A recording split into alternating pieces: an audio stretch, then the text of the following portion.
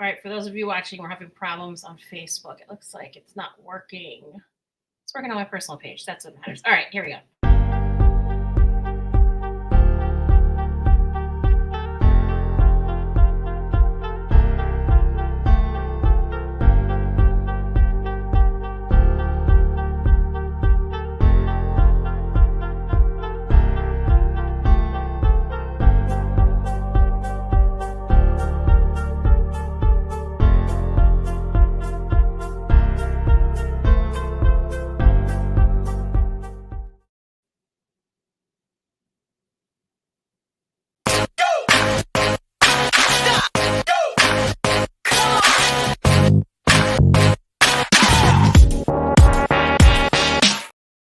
Wow, we've got people watching today.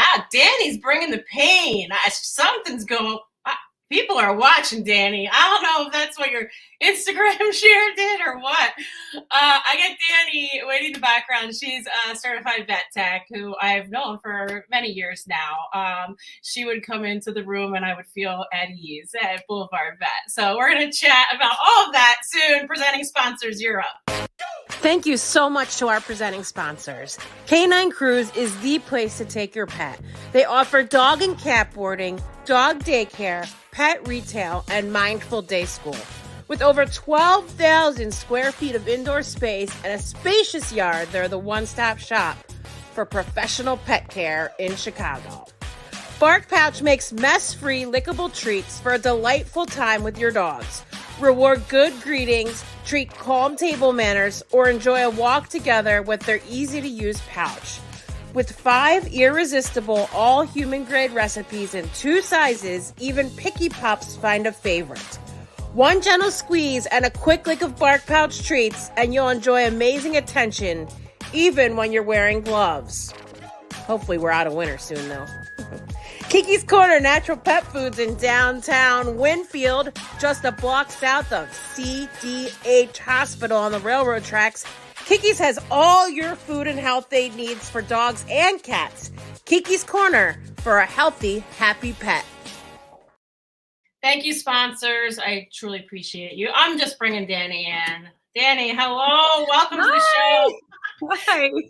So good to see you. So I had Dr. Josie on a few weeks ago, and I know you were watching, and I'm like, hey, I always talk about vet techs, I always say how much I appreciate them, and I've not had one on, so I'm so happy to have you. Yeah, I'm so glad you asked me. I was like, me? Just little me. But no, like I said, this is my first one ever, and I'm pumped. I'm pumped to be here with you. So thank you. Yeah, so a little background for everybody. So Like Roo partners with Boulevard Vet, and the one that Like Roo partners with is in River North. So we've also had the other vets help us, or we've obviously stepped in when they had an animal with cancer, but all the other Boulevard Vets, I should say, they have 4 or 5 locations now, right? I believe. 5. Yeah, there's 4: Lakeview, Logan, River North, Ravenswood. Ravenswood, yes. Okay, cool. So sorry about that. I should have done my research about. I'm like a Boulevard Vet super fan. On the spot. Yeah.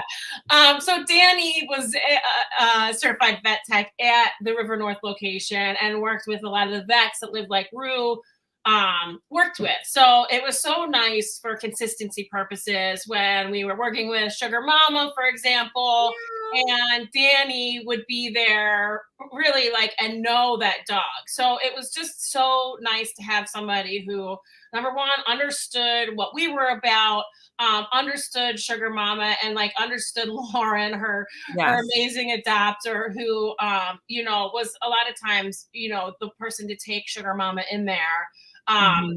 So that's kind of how this all started. And like I said, I relied on certain vets at Boulevard. I love them all, obviously, but for our really difficult cases, which I did handle a lot of tough cases to you guys, it was so refreshing to have you there. So yeah, that, first of all. It's so nice of you to say. Thank you. Yeah, Sugar Mama was the queen, unreal. And her mom, Lauren, unreal. I want to be Sugar Mama when I come back in my next life. Totally. She had the best of everything. Take me back to kind of your childhood, and did you always know this is what you wanted to do? Did you have tons of animals growing up? What was it like? So it's funny. I've always been a cat person. Growing up, I've always had cats. I've never owned a dog. Just strictly cats. And I surprisingly didn't have a lot of pets growing up. Like we literally would have like one cat at a time. I would want to get more, but my mom would be, oh my God, I can't. My mom would put down like the law. I had a hard one cat. And then growing up, I just, you're young, 18, you're like, what do you want to go to school for? I actually went to college. I have my bachelor's degree in marketing to start. And so I, went through all that, graduated, got some jobs, and I was not happy in that field. And then it literally just like slapped me across the face one day. I was like, oh my God, what am I doing? Like, I need to go back to school to be a vet tech. And then it all just kind of like clicked.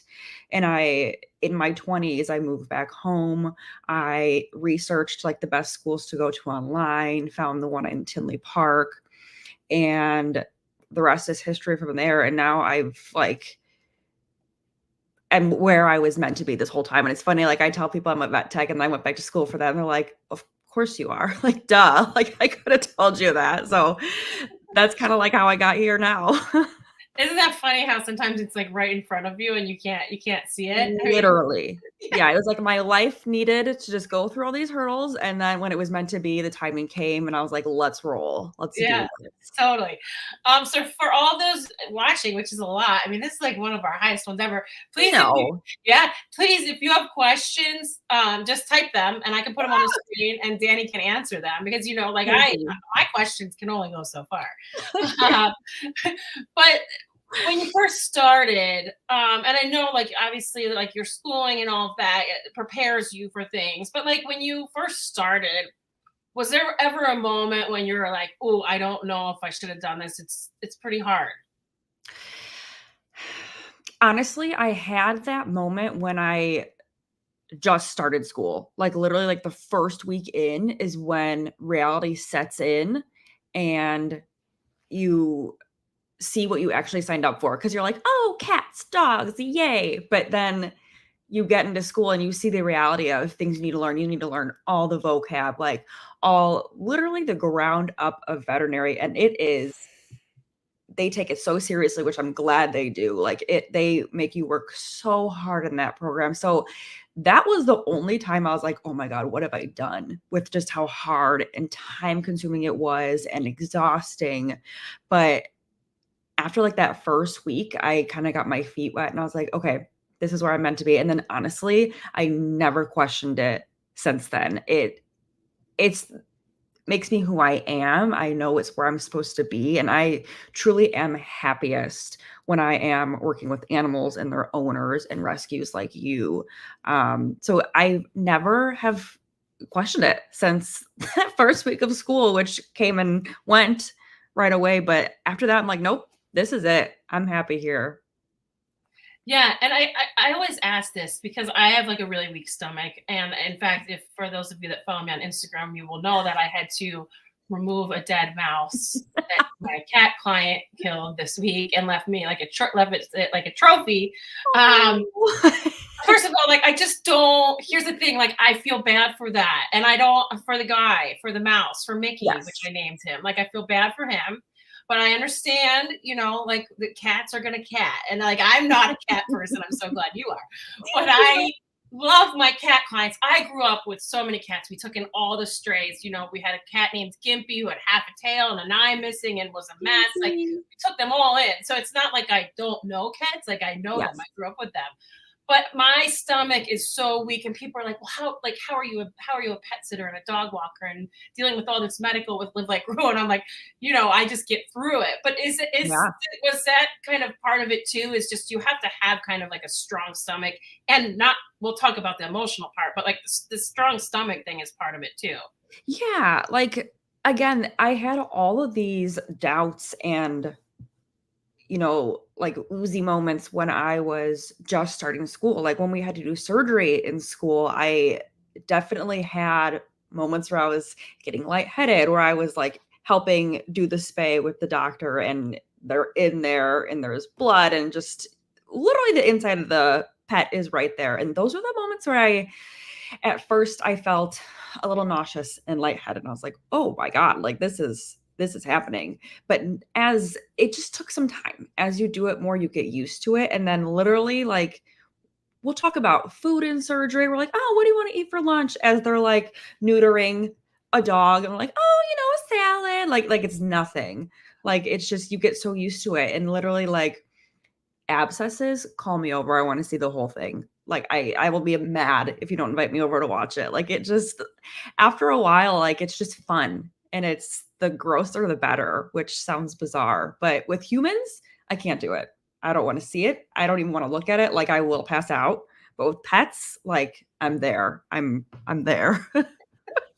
Speaking of, and I did want to bring this up because you are taking a little break from Boulevard to, you have a newborn, and you said you didn't get married that long ago, so you've got a lot going on, which I totally think that's great. Like, I was talking to the senior dog doc, Tarantino. Why can't I remember her first name? Tarantino, Dr. Tarantino. I usually call the vets by I don't usually call them by their first name. It's weird. Totally. I know what you mean. Yeah.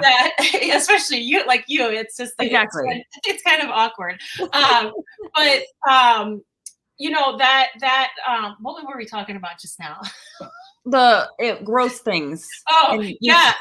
Yeah. It is really tough to kind of like rebound from that, after you have seen something, and kind of just, okay. Like, and I think pet owners, a lot of the times need to understand, like, even mid-surgery, like if it's a spay neuter, like that vet, that surgeon has done that. And like, it's better to not be like focused when it's not like a major surgery like that. Like, to just kind of like, ease some of the tension in the room for everybody involved.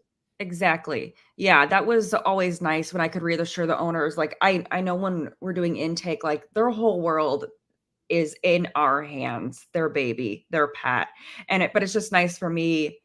Obviously, I'm not the one doing the surgery, but I also trust my doctor so much where I'm like, they've got this. They can do this with their eyes closed. Like, they're gonna be fine. And so that's always nice. It's nice to just know that, like you said, you can just kind of like not relax. Like, I don't want to, you know what I mean? But it is like your mind off of like, the bad part of it. Yeah. And I know what I was going to say. So that Dr. Tarantino and I talked about how important it is sometimes to have that work-life balance. So for you to take a little break to say, hey, I'm going to be a mom for a bit. I'll come back, or I'll inquire about coming back if the door's open. But that part of it too is so important, just to be able to step away for a bit and get out of that mode of this constant, really being like compassionate every day for your clients. Yeah. Yeah. And for me, it's funny because when I had our baby, and then the plan was at 3 months, I was going to go back to work. So I was like, what's the big deal? I'm going to, we'll drop the shrimp off at daycare and we'll be good. And then the 3-month mark rolls around, and literally the night before, I was having a panic attack. I'm like, I can't go back to work. I can't leave this precious little baby. So I feel like I just got sidetracked, but I like having that break it's so weird. Cause like being a vet tech was my world before my daughter came around, and like I lived and breathed like veterinary. And then, I still do outside of when I'm not at work. Like, I'm still very much interested in everyone's, stuff on Instagram. I'm like, what can I look at? What other vet pages can I follow? But it with Boulevard was very nice to me to allow me to step away, take time with my daughter, kind of not get it out of my system, but spend the time with her that I need to, so that when I do go back, I am my best self, and that I'm ready to really focus on the patients and not just be completely obsessed with her and, sad that I'm not with her all day. And I had that time, and I am ready to go back. I miss it so much. Like, that being a vet tech is just like my other half of me. So the time away was nice, but I miss it. I miss it so much. Yeah, I love that. I love that you say it like that. I think it's so important to like love your job that much that it's like part of you, so important. So now probably get to a little bit of a hard part, but the compassion fatigue, and we see the suicide rates in vets. It's like a really serious topic, and we talk about a lot on this podcast, but how tough is it? So, Dr. Josie talked about it a bit. Another vet that I had on also talked about it. Just how difficult it is to go to a room where you just had a euthanasia, and then you're then going to the next room where, there's a brand new puppy, and you have to kind of like change like that. How hard is that? How do you kind of like compartmentalize, okay, I need to do this, like, or do you take 10 seconds and just kind of say, okay, I got this? How does that work for you? It's kind of both. Like, I do a lot of internal talking where we just come out of this euthanasia and I'm telling myself, okay, I just have to get through these next 3 rooms. And then at lunch, we'll be as emotional as we want to be about this. But I'm like, we're not going to think about that right now. We're going to go give all we've got to this new puppy because this family is excited. They want to learn everything they can from you. So you literally just have to kind of morph into this different person and be as strong as you can. I'm literally like, I will cry in 2 hours and we'll be good. But it literally depends on the situation. Like sometimes with euthanasias, a lot of the time, actually, we're giving that pet relief when we're letting them go. So it feels good that we're allowed to give them, no more pain. It's obviously very, very sad and heart-wrenching. But, at the same time, that's when it's nice to have your little team that you can all feel it together. You're never alone during that. So you can, go to your vet or your other techs who are helping you get through that appointment. You can all feel it together. You're never alone. But it is a lot of just self-talk and just being like, you know what, we got to get through these next 3 rooms and then we'll cry about it. And it's going to be okay. Oh, I think you're muted. Yeah, it just has to be so difficult. Thank you. You could host this podcast. I feel like I'm back in corporate America. I'm like, hey, on Teams. Hey, you're muted. You're muted. I don't want to go back to corporate America ever. Oh, no. Same. Been there, done that. Of course. It is so hard. And I think talking to the veterinarians that I've had on, they really say like what you're doing, just get away from it for a bit, take a vacation. Like, don't be afraid to take 2 weeks off. Is it your business? Is it your, half of your life? Is it so important to you? Yes, but really, really important just to take those breaks. For you, because I know some people listening may be like aspiring certified vet techs, what is your like best piece of advice for somebody that wants to go that route?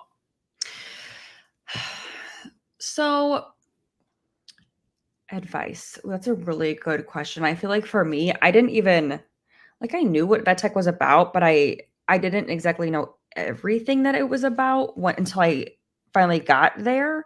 Like just the math that comes along with it and the science behind it, the anatomy, just literally every aspect you learn, in which I'm so thankful for now. But just advice is just stick with it. Like if you truly want to be, there's some people who go to school for it like I did, and some people, they just get hired in a clinic and don't have to go to school. So many techs I know aren't certified and they're incredible at their job. So you can honestly go either way. If you want to get your feet wet in a clinic before committing to school, I know a lot of people have done that too. They started as a tech and then decided, you know what, this is it for me. I'm going to go get certified. Which whatever route you take, whatever you do, if you get certified or not, cool, love it. But I think if you do go to school, my advice would be take the VTNE at the end to get certified. Like school it's so hard. And then taking that certification test, passing it, even if you don't pass it on the first time, take it again, but get yourself certified. That's kind of like the little cherry on top of graduating school, like all that hard work you just put in. Get your certification, get those cute little 3 letters at the end of your name, and it'll work wonders for you in the veterinary field. So, okay, that's interesting. I mean, so just because I'm not smart about it. Why would you do this class and then not do the test? It's hard. Some people, it's very expensive, the test, which is a bummer. So that I completely understand. So if you can find the finances, fabulous. Take it while you have all that knowledge. Some people are just, I think, get content with where they are. For me, I was just like, no way. Like, I'm pushing through until I see the end of this. So everyone's attitude is kind of different about it. And just, again, like financial, which I completely understand. Again, it's super expensive, which is a bummer. But sometimes like your work will help you pay for it, or which is really nice. So yeah, a lot of different opinions about it. Or some people, everyone just kind of like does what they want to do with that. But for me, I'm just like, do it. Treat yourself, like get that, like you worked hard for this. Like, yeah, that makes sense. So with the certified, can you do more? Like, can you do more as a tech? Sometimes. I know you generally can get a bump in pay, which is helpful. And I know it just honestly looks good, like on resumes. Just the fact that you did have that schooling, that knowledge. I'm trying to think. I think there are, off the top of my head, I truly cannot remember, but I think there are some things that certified techs can do versus not, but it's not a lot. Like, honestly, it's pretty equal on like the amount of things you can do. It's just having that certification, again, like I said, a little more bump in money. And also just, you have so much knowledge after going to school, just things you don't learn every day in the clinic, kind of like the more background knowledge through going through school is what I was very thankful for. Yeah, that's great. That helps me. I love knowledge about this. Same. Is there, this is kind of like a personal question. Yeah. And I don't know if you'll tell me, but is there something that you hate to do? Like, is there like something at work, like when you see that you've been like assigned to it that you hate? Okay. Oh boy. Like pug nail trims or pug gland expressions. Honestly, the pugs, they're just little cray-crays, and the little Frenchies, love them to death. But they are just like, could not be more dramatic, and they're so small, but the amount of people you need to help you achieve these things, you're like, are you breathing? Am I breathing? Are my people breathing? Like, we're sweating when we're done with it. It's just like, I got to layer on some extra deodorant when we get done with it. It's just like, you're gonna have to work for this. And it's a simple thing as like a nail trim. Like, it's about to get rough up in here. So yeah. So I'm assuming, it's just me assuming like that the anal gland thing is because of how their bum is positioned, right? I mean, it's like up. That are you asking like what it entails, or? Well, no, I'm just saying that's a screaming thing, but also just the act of like doing it. Like, no one's gonna enjoy that. I understand, but it's just like the drama and the noises that they make. It's just unreal. Like, it's funny at the same time. It's sad at the same time. It's like every emotion in the world all at once. That's awesome. That's awesome. I'm surprised. There probably is like a vet tech or like vet show. Like, I don't really know, but like it would be awesome to do like a week in the life of like Boulevard Vet River North. Just like, you amazing. You get the clients to sign waivers. I'll film. It would be so good. That would be so fun. I would love that. You'd be an instant star. Anyway, I'll talk to Dr. Dylan about that. Yeah, let's get Dylan on the phone. Yeah. Bring him out. Can you imagine all of the waivers we'd have to sign and all the clients? I know. But it'd be awesome. Like, seriously, it is. It's fascinating. It's fascinating what techs do, like what they're capable of. Like, there are so many talented techs out there. It's just unreal. Like, there's always something new to learn and watch. That's why I love it so much. There's just never ending new things to learn. Yeah, and really important, as I said in the description of the podcast, like you guys really are like the first and the last people to see the clients, and that middle part can be really, really emotional, really dramatic, really people could be angry. I'm starting some petition to get you guys paid more, because it really is a difficult job. You're even like, prepping the vet that's coming in, so what's going on. It's a lot. And I remember Oscar, he would take care of my personal pets in Logan Square. And he was kind of like the first vet tech that, like, even when we first got Ralph, our first dog together, Ship and I, we never really got to know the techs. Like it was kind of like, oh, you are with whoever you're with. And then what was nice at Boulevard is that the same tech was usually with the same vet as long as the schedule worked out well. So we got to know Oscar. Oscar knew us and knew our animals. And he was just so personable. It's like kind of why I fell in love with Boulevard Vet in the first place, is because I had Oscar who really took good care of us. Yeah. So, and it's nice to see people sticking and staying there. So thank you for all you do. I really appreciate you coming on. Thank you. Thank you for having me. And I loved this so much. And I could talk about it forever, but thank you so much. Yeah. So we'll have you on every quarter. We'll do a little Ask the Vet Tech, or I'm sure I'm going to come up with more questions. Yeah, let's about penile glands and pugs screaming and Frenchie problems. I'm so there.